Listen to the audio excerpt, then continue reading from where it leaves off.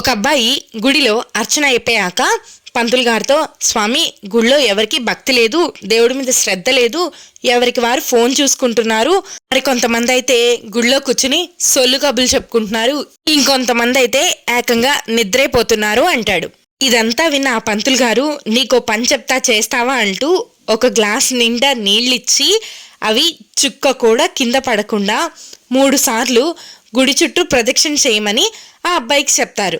ఆ అబ్బాయి ఆ గ్లాసులో నీళ్లు చుక్క కూడా కింద పడకుండా శ్రద్ధగా దాన్నే చూస్తూ 3 సార్లు ప్రదక్షిణ పూర్తి చేస్తాడు.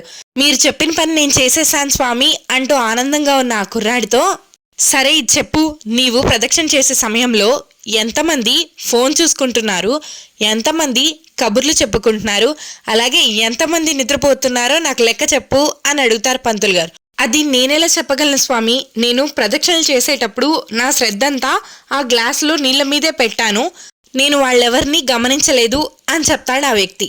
కదా, అలాగే నువ్వు గుడికొచ్చినప్పుడు నీ శ్రద్ధ భక్తి అంతా ఆ భగవంతుని మీదే పెడితే నీకు వేరే వాళ్ళు చేసే తప్పులు కనిపించవు అని చెప్తాడు ఆ పంతులు గారు.